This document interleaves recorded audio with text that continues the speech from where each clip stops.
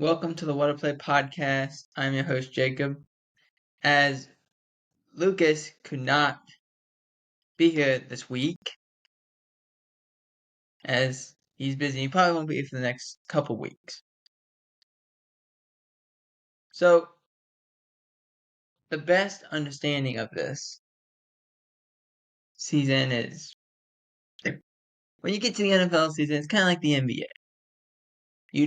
Okay, this is a good outline, this is what we got, this is who it is. So then you get to a point like this, and you're like, ugh. It's just a lot of ugh. You don't know what else to say. The best description I have put for seasons like this is you don't know what you don't know and hope that's enough. So I'm bring that down a little bit. So let's begin with the games of last week, starting with the game in London between the Patriots and the Jacksonville Jaguars. And Jacksonville just blew the doors off them by scoring 32. Game was 32-16. No one played well. Drake May, I thought, played fine, but this led to Jerome Mayo saying, "Look, we're a soft team," which Bill Belichick kind of got into his feelings a little bit about that. But you could tell it doesn't look like a very comfortable team. It looks like a team that they've for years have scraped this thing to the bone and are now trying to rebuild very slowly. And it's going to take some time. It is. And I said that if Jacksonville lost to New England, Doug Peterson was fired. We said that here on this show. I said it on this show. I said it on the NFL World YouTube channel. I've said it on Rumble. I've said it everywhere. I've said if Doug Peterson and the Jacksonville Jaguars lose this game, he gets fired and he probably doesn't even get on the plane back to Jacksonville. They won. He survives another day. Him and Trent Baalke do. So it is the way it normally goes in the NFL. It's just a wait and see game. See what happens. Next up, Patriots. For the Patriots, I think is the Jets. We will talk about the Jets a little bit later. But the next game was the Lions and Vikings. If you recall, I took the Lions to win. Or to lose this game. I said the Vikings are winning this game. And the Vikings lost. Lions winning 31-29. This game is one of those games you couldn't predict what the Lions were going to do. How are they going to get pressure with Aiden Hutchinson down? They got 5 sacks. How is Jared Goff going to do against the Flores defense? Performed very well. Yeah. How is this Vikings offense going to go against this Detroit defense? They did pretty well. So there's things that they did that is good. It's just you got the Vikings, who we will talk about a little bit in this news portion, of playing twice in 4 days is hard. And you can get some injuries. And we will talk about it. Speaking for the Lions, the Lions have looked really good.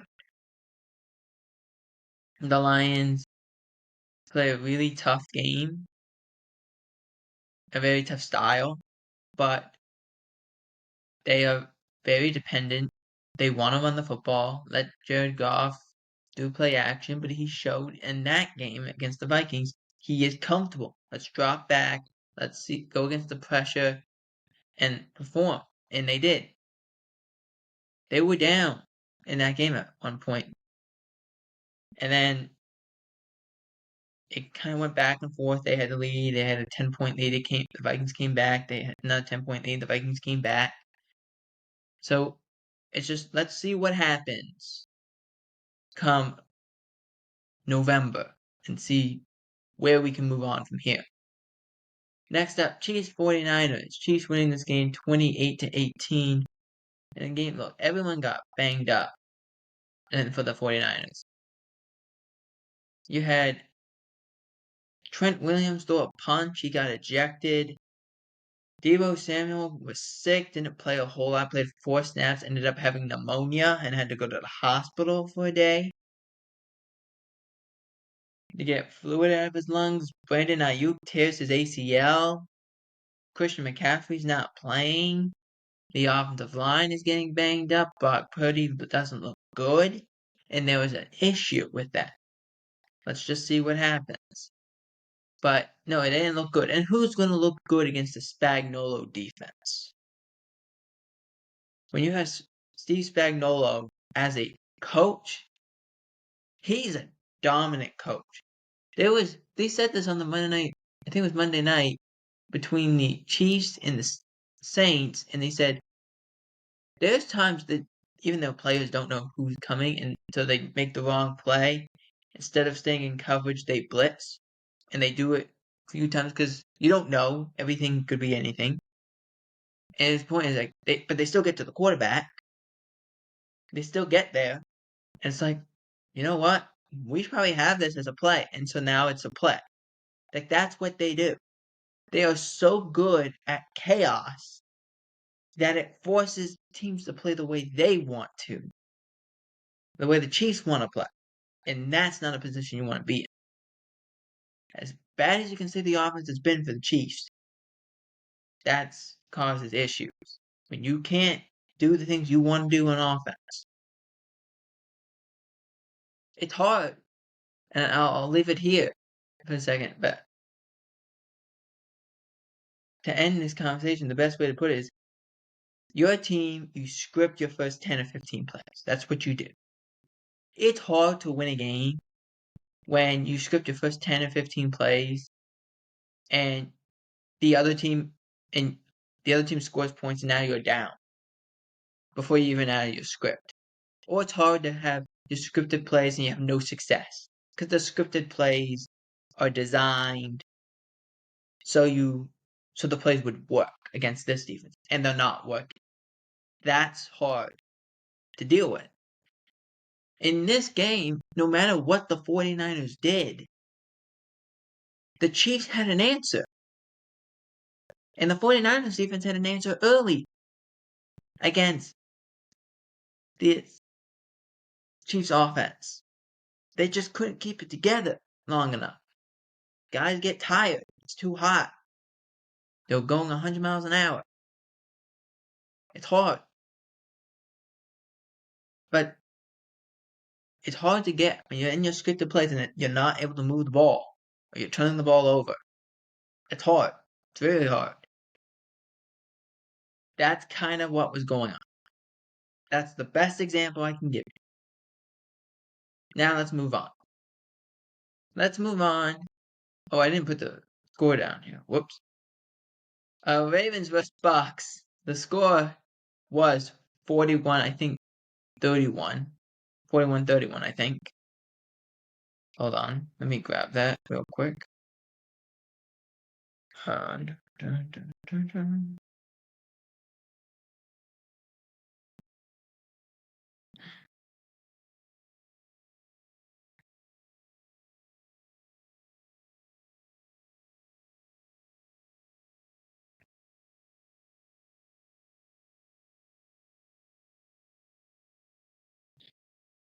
Let me grab that real quick. Yeah, 41-31. I got it. So, in a game where, Baker didn't play great, but you could tell there was problems with this Bucks team. They kept Lamar in a good spot for a good portion of the game, and then it just fell apart. They scored the first 10 points, but then the Ravens go right down the field. Touchdown to Justice Hill, Mark Andrews has a touchdown, various things are going on. But big plays, too. And then the next thing you know, it's just a complete wipeout. To the point it's 41, I think it was 41-17. And Tampa got 2 quick scores, and that was it. And on the top of all that, Mike Evans gets hurt, re-aggravates his hamstring. Chris Godwin gets taken out for the year with a dislocated ankle. He had surgery, but he's not coming back this year. It's not likely. He could, theoretically, but it's not likely. Which I also have to bring up because it was a hip drop tackle. The NFL did confirm that it was. And they did fine Roquan Smith about $16,000, a little over $16,000. It's kind of ridiculous though. You put this in the mind of, okay, we're gonna fine or suspend or penalize you for this, but then not do it. You didn't penalize Roquan Smith when it happened. You just did it now. If you watched the game last night between the Vikings and the Rams, there's a face mask that the refs just miss. It becomes a safety. The refs just miss it and give the Rams the 2 points instead of saying, wait, no, there was a face mask there. It should be first down, 15 yards downfield. That's not what happened. So, bottom line is, we lost the game because of this. Not completely, but you can't go and say we hadn't lost. We did. We did. It was still in reach, and now it's not. So, it doesn't help just find the guy after. If you're going to throw the flag, throw the flag. If you're going to call that a penalty, call it a penalty. If it's not, it's not. But stop wasting guys' time. Guys are looking for the flag and they're not getting it. That's what they're looking for. Plain and simple. Next up, Deshaun Watson did in fact tear his Achilles. He is done for the year. It's kind of a sad ending for Deshaun. It really is. Because you probably think this is his last game in Cleveland in some way. They still owe him $92 million. So, how does that exactly work? And who's willing to take him if he doesn't just outright retire? You know, who knows? But it is a little. The best way I can put it, when you made this deal with him, you thought you were getting Houston Deshaun Watson, not this Deshaun Watson, who played in 6 games the last 2 years. He's played in total of 12 games the last 2 years. That's it. That does not help you at all. And I think if you go back, I think it was 3 years he's been here. In the 3 years he's only played, I think, in about, I want to say, anywhere between 17 to 18 games. That's not a lot. Well, in a 18 of, let's say 17, let's say. Well, no, it would be 18. So 18 of, I'm doing quick math here, 54? 18 of 54 is not good. That's like not even, that's not half. That's not even, that's almost not even a quarter. Like, that's not good. That tells you it's not a quarter of what it is. That's alarming. So, it is a sad end. It is. For a lot that's happened, especially in recent years, this is a sad end. As we talked about, Brandon Aiyuk suffered a torn ACL and MCL. Actually, I didn't add the MCL part. They didn't determine if there was or wasn't any more damage in his knee. But as of now, he's at least done for the season. But let's see what happens with the other injuries that the 49ers have. Because I did look at the injury report for the 49ers today. About a half hour ago, I looked at it and I said, okay, it looks like Debo, who was limited yesterday, and George Kittle was limited yesterday, could go, but it doesn't look like Jawan Jennings will go. Now, not determining that he won't, depends on what happens on today on how they list him on the injury report, but he didn't participate the last 2 days. So they're definitely going to be shorthanded, but they could at least be down 2 wide receivers. But having Debo there, even if he's not at full capacity, is a lot better than not having him there at all.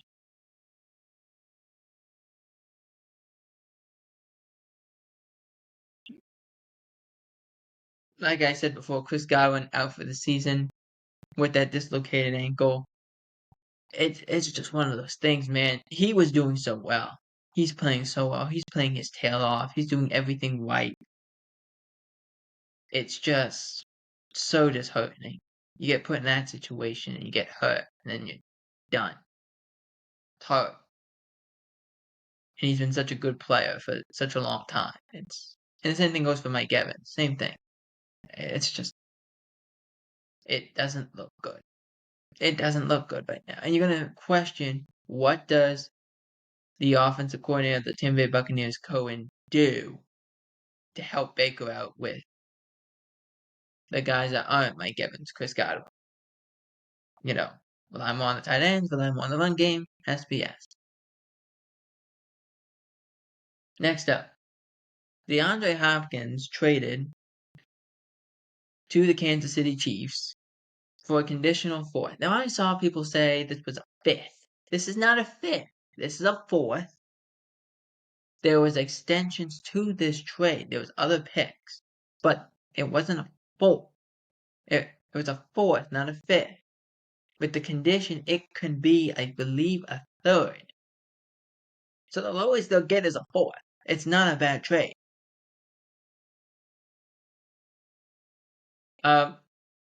Also, conveniently, Sky Moore, the wide receiver for the Chiefs, has a core muscle injury. Who knew? Who knew? How much would this help him? It could help him a lot, trying to at least get eyes not completely on Xavier Worthy and see what happens from there. But this was a big trade, and it got done. It's a good job. You know who hasn't, though, been doing a good job? The New York Jets and Aaron Rodgers. They brought in Devontae Adams this past week, and they got embarrassed. It was bad. First of all, I want to say Adams' yards for this game. He was 9 targets, 3 catches. I believe it was 30 yards. Not helping. Not helping at all. Now maybe they can get it going a little bit. They play New England. Hassan Reddick plays this week. He came in on Monday. The interim head coach, Jeff Ulbrich, said, yeah, he's playing. Andy Reid said the same thing about DeAndre Hopkins. He's like, why wait? No reason. Let's go. So, but I think I definitely want to say this, and I said this on, I believe I said this on Wednesday. Yeah, I said on Wednesday, why on earth are we declaring, like Aaron went in front of the media, and his first thing one of the questions they asked him was like, what do you do to turn this around? Because they're 2-5. They're 2-5. It's hard. You play New England. You're supposed to win this game. Well, you're 2-5. With a New York media that is not, they're very unrelenting in terms of things that they say and do. And sometimes they can be very harsh. They have playing patty cake with him. They were playing pillow fights. This is ridiculous. It's very soft questions for a team that's 2-5 and the quarterback has not played well. The quarterback has played horrible. Let me say that again. Horrible. The quarterback has been playing horrible. They have been horrible. They can't move the ball. They run the ball well, then they get away from it. I don't know why. This is not. You see a lot of teams, they can't run the ball. The Cowboys can't run the ball. They try. They can't. The Jets can't. They get away from it. Don't know why. I don't know. Doesn't make sense. You got to run the ball. Run the ball 30 times. They've run it 15 times in 2 games. 15 against the Bills, 15 against the Steelers. It's unacceptable. Can't happen. Run the ball 25, 30 times. Let Aaron throw the ball 20, 25 times. Call it a day. You want to move the ball? That's how you got to do it. It's not hard. That's what makes your offensive line look better than it has been, and that's what makes it will open it up a little bit. You're not running the ball. You're making it so hard for yourself. There's no reason to do that. It's not like you can't run the ball. You choose not to. It's not the same thing. But that's on Aaron too. There's only so many heads that can roll. But back in the media part of this, they're 2-5, and the reporter asked Aaron, how do you get this ship right? He says, well, number one, we should stop listening to you guys. Okay, we lead the thing. Okay, because that's normally a locker room thing of it's only us. We only believe in each other. No one else believes in us. That's a very us against the world mentality. I get it. That's a locker room thing, so I get it. But then he says the second thing, which got me like, what? That doesn't equate to the first thing at all. He's like, well, we got to be accountable. I'm like, Aaron, I'm not disrespecting you here. I'm saying this. You're the least accountable player that I have seen in recent memory. And you're the quarterback. They're going to follow you. Forget, oh, well, they're going to do this, they're going to do that. No, they're going to follow you. You're Aaron Rodgers. You're the quarterback. Some could also say the head coach. I'm not denying that. It just doesn't have the title. But that's on Aaron. Get the guys. You're Aaron Rodgers. You, Devontae, who just got there. Hassan, who just got there. CJ Mosley, Quentin Williams. Get into a room. Hash this thing out. Get everyone else in a room. Hash it all out. And let's go. It's not that much to ask for. There's no leadership on this team. And the coach is having to sit there because you fired his predecessor when they were doing pretty good. And now it's going completely bad. Like, at least, yes, we were losing. But we were losing in a way that, okay, we were tight in games that we were playing well. Now we're just playing awful.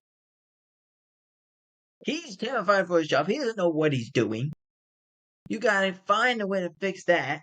You got players that aren't doing their jobs. Get everyone in the room. Figure it out at every level. You take Aaron, you have Tyron Smith over there. You have Morgan Moses over there. You have Devontae Adams over there. You have CJ Mosley over there. Hassan Reddick just came in the building. He's been here for not even 35 seconds, but he's in the building. So let's get him into a room. Let's get Quinn Williams in a room. Let's get Quincy Williams in a room. Let's get all these guys in a room. Let's hash it out. And then let's bring everyone else in. Hash it out. Bring the coaches in. Do the same thing. Hash it out and let's go. That's it. They aren't doing it. They're not playing together. They play. It's like Damian Woody said it. It's a great roster, but it's not a team. That's 100% accurate. You brought in all these guys to fix the offensive line. They're not playing well together. You brought in Aaron Rodgers last year. He got hurt. He's starting. He's not played well. You brought in Devontae Adams. He did not play great against the Steelers. You brought in Breece Hall, Braylon Allen over the last few years. Braylon Allen this year. I mean, they run the ball when they can. They aren't given opportunities. The defense can't stop a pass or a run. John McKay used to have a great saying, we can't stop a pass or a run, otherwise we'd be in great shape.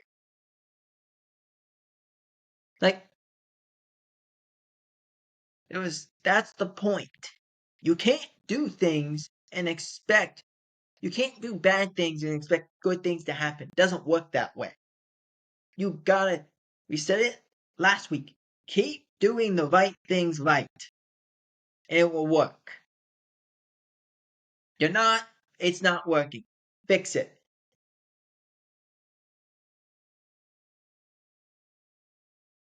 Talk about a team who has kind of fixed it a little bit is the Philadelphia Eagles. They played the Giants last week. And Saquon Barkley ran for 170 yards and a touchdown. That should be the Eagles' offense. I don't care they have A.J. Brown. I don't care they have Devontae Smith. I don't care they have Dallas Goedert. I don't care they have Jalen Hurts. Saquon Barkley is the guy. Go. Run it.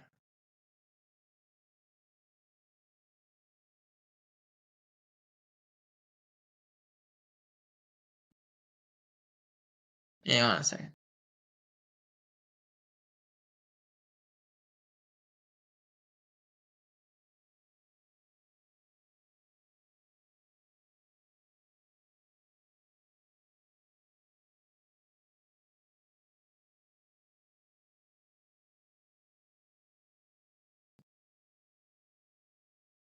So,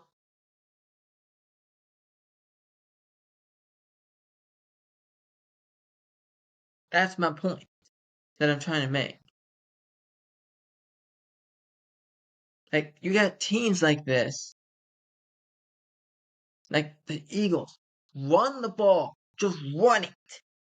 You can't throw the ball really anyway. You struggled with that. Run the ball. Just run it. Run it. Run it. Who cares if you can throw it? Do that. 14 attempts for Jalen Hurts. Run the ball out. You should enter this season with the mindset of we can run the ball whenever we want. We don't have to throw it. That's the mindset. And until someone proves you wrong, do it. Just run it over and over and over again. That's got to be the mindset. The Saints have extended Alvin Kamara 2 years, $24 million. Or $24.5 million, I'm sorry. People say, well, that's a lot. Yes, he was going to make this money, though. He was going to make it next year, and he would have been cut. This way, he won't be cut. It's a good idea. That's what smart teams do. If you're going to make that money anyway. What if we make you have that money, but we split it into 2 years? We just give you a whole new contract, and it's 2 years next year. You make the same amount. Okay, fine. Players are willing to do that. Teams just don't do it. I don't know why. The Seahawks and Titans, this was kind of, I don't want to say this was kind of ballsy, but it kind of was. But they traded linebackers, as the Seahawks have traded Jerome Baker to the Titans. And the Seahawks get in return. I want to make sure I pronounce his name right. Hold on.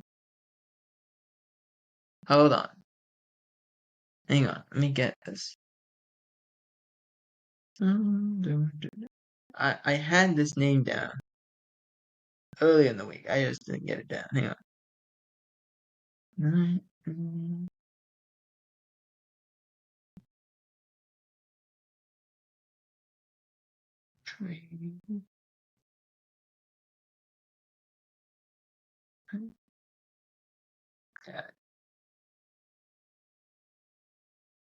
There we go. I got it. So, and they traded, the Titans did, Ernest Jones. So, Ernest Jones, the reason I say this is a ballsy trade is if you look at Seattle, they're kind of 4-3. They're hovering around. They started really good, and now they kind of lost a little bit, but they hovered back. They beat Atlanta.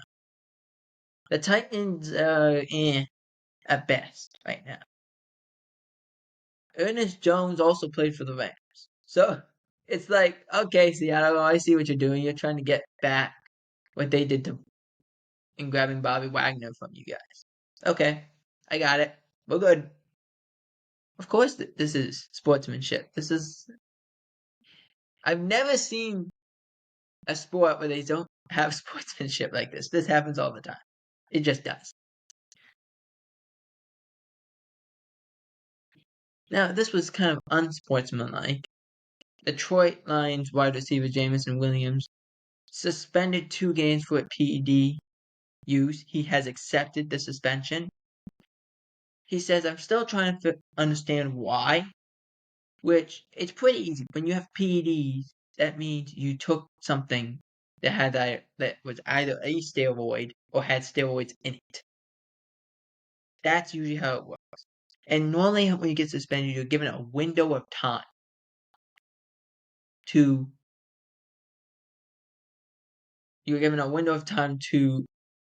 go to the NFL and say, well, hang on, I want to appeal this. But really, it's a 2-game suspension. Would you really want to miss more time just to do that? Nah, just accept it. He's not going to be able to play against the Packers, but other than that, take it. Don't worry about it. Next up, Tua returns to practice. Well, I should specify. Tua has completed the concussion protocol. He has been concussion protocol for 45 days. He will not wear a guardian cap, which is the cap that some players are wearing over their helmets supposed to protect against concussions. Tua says, no, I'm not wearing it. Which we told you in the beginning from NFL Network, this came out about Tua wanting to play again this year. Didn't know when, but he wanted to play. Now it happens in week 8, 45 days after week 2. And the Dolphins need him. They were running out of quarterbacks. They really were. Because Tua's been out. Skylar Thompson was out. They put in Snoop Huntley. He got hurt. Now it's Tim Boyle. That's not exactly a welcome home gift. So,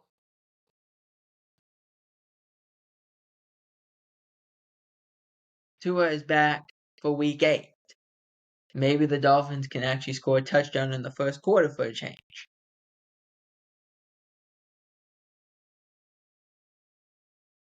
See what happens.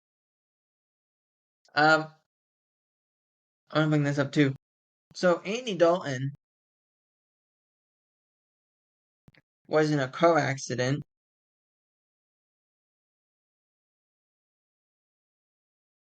this past week and actually injured his right thumb. He is doubtful. Bryce Young is expected to start. They said, oh my gosh, now Bryce is back. Okay, this is not great, but we haven't been great, so what can you do? Well, he'll have out his weapons, right? No. Deontay Jackson is injured. He's out. And Adam Thielen, he's out with a hamstring issue. So it's Bryce Young and hope that there's someone that can catch the ball. I feel like this is the thing for Bryce Young's career. Like he's no one to throw the ball to, and now he's in that situation again. Now I want to put this down. I want to make sure I have this written out right. Hang on.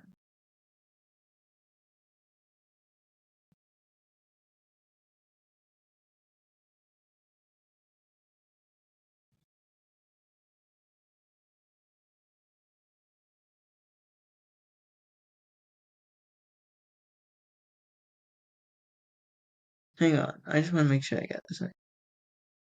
Okay. Yes.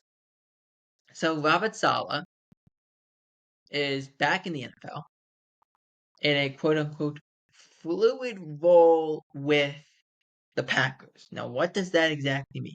Well, it means he's been doing a lot of things as he joins friend Matt LaFleur in Green Bay. Let's see what happens with that situation. But Saleh's a great coach, finds his way to Green Bay. Maybe he can help against Detroit. Excuse me. Giants owner was talking about Brian Daboll and Joe Shane, the GM and head coach, if you do not know. He says they are safe.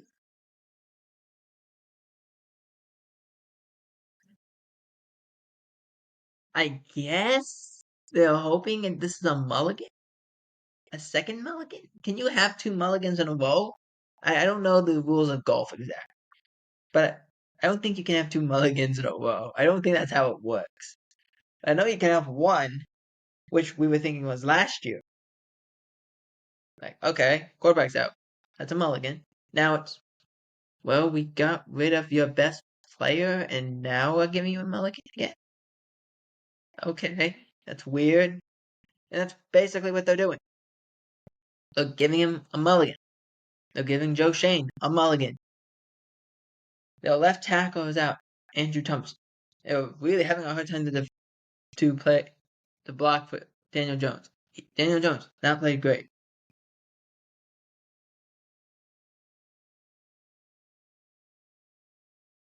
Like that's the best way I can explain it for you. Haven't played great. Now I want to grab a few things here from the. So let's first begin with the Vikings playing the Rams. They played the Rams. Didn't play great. I didn't think the Vikings did. They nearly won. You know, again, like you played the Lions and then you played the Rams team that got back Cooper Kupp and Puka Nakua. It's hard. It's really hard to see what happens from that perspective. But with Puka and back and Cooper Kupp back, like that makes it a lot harder. And the Vikings defense didn't do a good enough job. But the thing that we have to talk about, Christian Darrisaw out after getting rolled up on right before halftime. Knee injury. Out for season. Surgery after MRI. Like that's disheartening. That's your best tackle. And he's gone. Your best offensive lineman, and he's gone. They already had Dalton Reisner was not playing in this game. Now you lose Darisaw. That's a. If you've ever seen people get slapped in the face, that is basically the equivalent of that.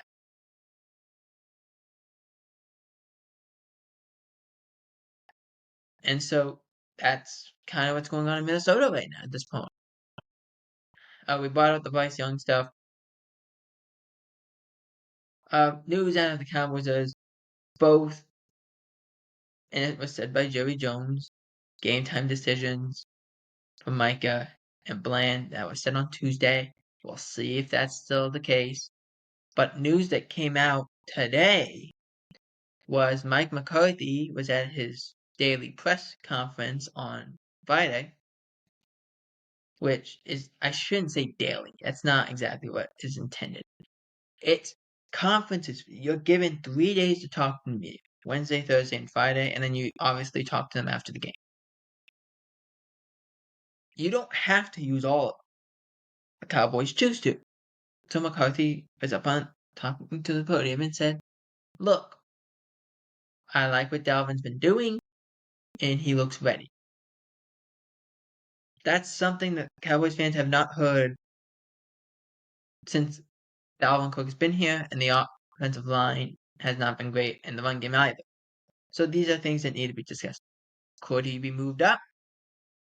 We'll see what happens, but I think if you're a Cowboys fan like me, you're hoping something just creates a spark at some point. There's no spark here, and this is not good.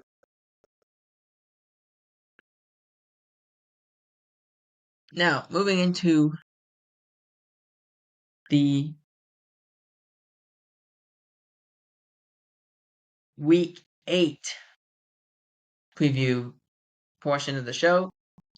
Ravens vs. Browns. +9 for the Browns. Jameis Winston is starting. I would take the Browns if they had someone to throw the ball to. So with that, I'm taking the Ravens. Because I also don't think the Browns can really stop the run consistently against Derrick Henry. So I got the Ravens. But it'll be a fun game to watch, I think. I got the score 24-17 Ravens. Next up, Jets vs. Patriots. +7 for the home team in the New England Patriots. I got the Jets. The Jets should win this game, and they should win big. If they don't, we have a lot more questions than answers for this Jets team, because you bring in Devontae Adams, you brought in Hassan Reddick this week to end his holdout. You should win this game. Let's see what the Patriots show up as, but you should win this game. Next up, Titans vs. Lions. -11 for the Lions is a lot, as the Titans are still actually waiting on quarterback decision. They have not made a decision yet. Is it Will Levis? Is it Mason Rudolph? Who I really think it should be Will Levis at this point. If he's your quarterback of the future, that's what you're going. But also, you don't want to get him killed against this Lions team. Against the Titans offensive line. So, with saying that the Lions win this game pretty easily, I think the score is 31-7. I'll give 7. Next up, Chiefs vs. Raiders. +10 for the Raiders. DeAndre Hopkins' first game. Maybe Travis Kelce gets to do something this week. Maybe the run game is consistent this week. Maybe we can get something. But I do think if the Chiefs lose a game this year, it will be at one point in their division. But not today. Not today. The Chiefs win this game, but they get a scare put into them. They get a scare. Chiefs win 28-24. Last game. Sunday Night Football. Cowboys vs. 49ers. 5.5 for the 49ers. We'll see if Debo goes. We'll see how healthy he is if he goes. How much does he play? A really banged up team for the 49ers. A pretty banged up Cowboys team too, even though they're coming off the bye. I just kind of want to see what happens here. It's who thought this when we got into the last week of October that the Cowboys would be 3-3, the 49ers would be 3-4. Who thought that? Whoever had that, I mean, I don't know what. Did you it was like 1,000 to 1 shot. Or 10,000 to 1 shot. It really was. Because you look at it. You would think, okay, San Francisco would blow 2 double-digit leads, lose to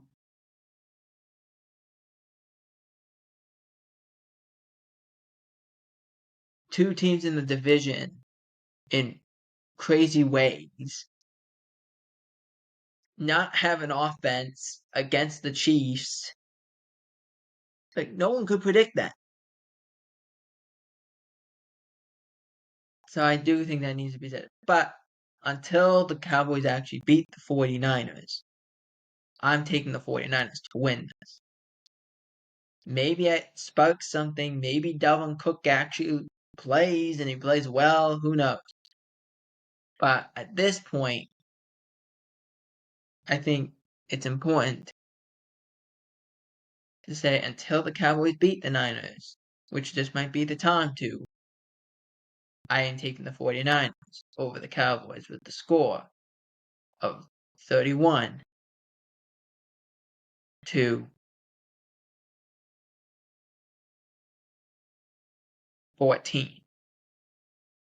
And that is it for the What Play podcast. Let me know in the comment section who you have winning this week. And also, what do you think about the DeAndre Hopkins trade to the Kansas City Chiefs? For the What Play podcast, I'm Jacob Hebert. We will see you next week.